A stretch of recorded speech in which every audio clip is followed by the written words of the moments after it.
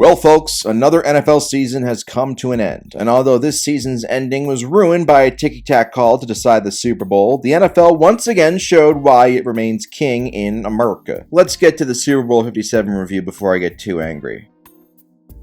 After a thrilling segment just before the opening coin toss to remind everybody that 9/11 was bad, the Eagles took the ball first and marched right down the field to take a 7-0 lead on a Jalen Hurts touchdown run. But Patrick Mahomes and Kansas City were unfazed, as Isaiah Pacheco ran angrier than Tyreek Hill in a preschool, while Mahomes found the gritty, scrappy gym rat Travis Kelce on a great throw to even the score at 7-7. Philadelphia punted after an offensive pass interference penalty ruined the drive before it could begin, the anti-Eagles deep state added again. While KC marched right down the field but settled for a field goal that doinked off the crossbar to keep it knotted at 7. Hurts then had Philadelphia around midfield as the first quarter buzzer sounded. The second quarter began with a bang, no offense to Mike Breen, as Hurts launched a 45-yard touchdown pass to A.J. Brown on the first play to go up 14-7. Not bad for a guy who can't throw. Philly's defense forced a 3-and-out with an admittedly questionable no-call defensive pass interference on Juju Smith-Schuster on third down, and Philly was once again driving the ball looking to go up multiple scores. But for a quarterback who was nearly perfect on this night, Hurts made his one crucial mistake. After a false start on 3rd and 1 that set Philly back to 3rd and 5 around midfield, Hurts fumbled the ball and it was picked up by KC's Nick Bolton for a return touchdown score to tie the game at 14-14. But Hurts showed moxie and poise by leading Philly on a 75-yard touchdown drive, including 2 fourth-down conversions, capped off by his second touchdown run of the night to put Philly back up on top 21-14 with 2:20 left. Philly's defense once again stood strong, forcing a KC punt while Mahomes apparently re-injured his ankle. Philly would kick a field goal to go up 10 at halftime, although they could have gone up 28-14 if not for a questionable overturned deep ball from Hurts to Devonta Smith, and some questionable clock management in the final 30 seconds by Nick Sirianni.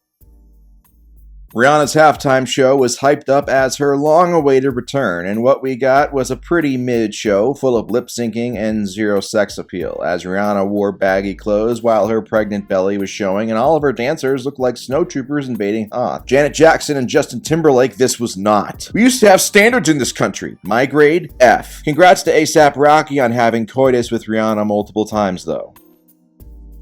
Perhaps thrown off by Rihanna's pregnant belly, Philadelphia's defense did jack shit the entire second half, and it started on KC's opening drive as Mahomes and Pacheco slowly dinked and dunked down the field to make it 24-21 after a Pacheco touchdown run. Philly would respond with a 17-play drive. Sorry, Eagles haters, but Miles Sanders didn't complete the catch, and it wasn't a return touchdown, okay? Sob. Anyways, as I was saying, a 17-play consuming drive that saw Hurts throw multiple dimes on 3rd down and a 4th down conversion, but the drive stalled at the KC 15 as Philly would have to settle for a field goal to go up 27-21 with 1:48 left in the quarter. Kansas City's offense picked up right where it left off, getting the ball to Philly's side of the field as the buzzer sounded, sending us to the final quarter of the season.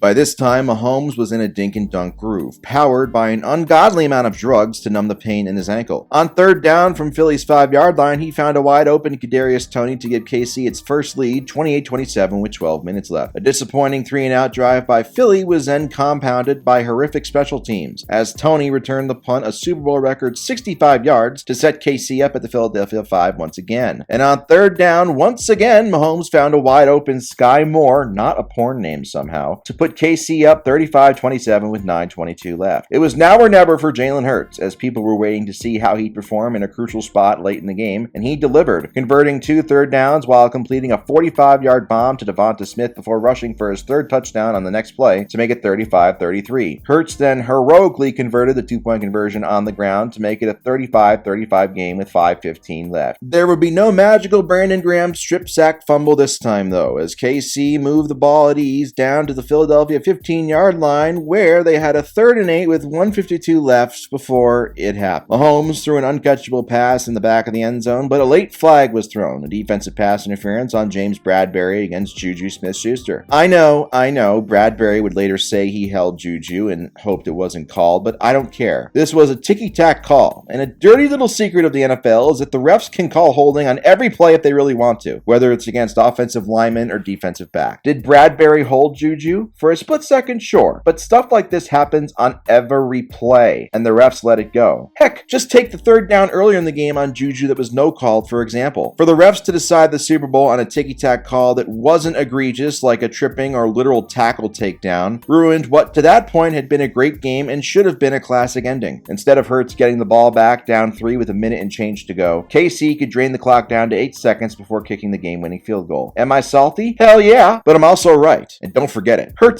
admittedly somewhat confusing Hail Mary throw fell incomplete, and Kansas City secured its second championship in 4 years.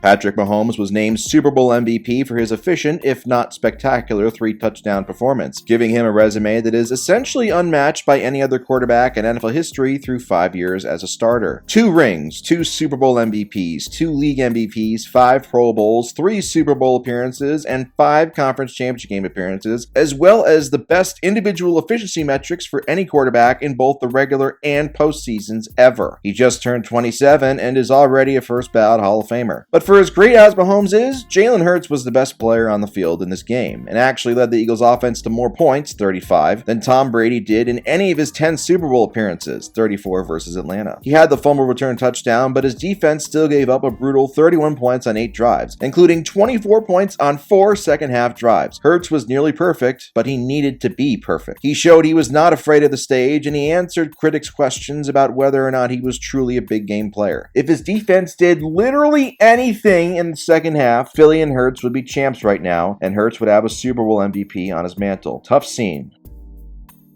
As long as KC has Kermit under center and healthy, as well as the lovable Walrus at head coach, they should be title favorites every year. Travis Kelce shows no signs of slowing down and might have a case as the best tight end ever before he's done playing. Pacheco is a beast of a runner and gives them another dimension they haven't always had. The only question mark, as always, will be the defense, as they got bailed out big time in this game by the offense outside of one play. But Chris Jones is in his prime and George Karlaftis looks promising. Overall, KC is in a great position to be the first post-Patriots dynasty the league has had. Things aren't as sunny in Philadelphia, however. See what I did there? They have a crap load of free agents at crucial spots, all-pro center, and possible future Hall of Famer Jason Kelce might retire. They will probably lose both of their coordinators to head coaching jobs, and they will have to pay Jalen Hurts big-time money soon. The NFC East is also not a pushover division any longer. The NFC in general has been a revolving door over the last 20 to 25 years, while the AFC has largely been controlled by 3 or 4 quarterbacks in that same span: Brady, Peyton, Mahomes, or Big Ben. But Howie Roseman is the best GM in the league, and Jalen Hurts has done nothing but improve every single season since college. I don't think this team will go 14-3 again next year, but they should still be considered an NFC contender and a potential Super Bowl 58 participant. I just hope if the refs decide to fuck us next year, they use Vaseline this time. And now, for the final time all season, it's puppy time!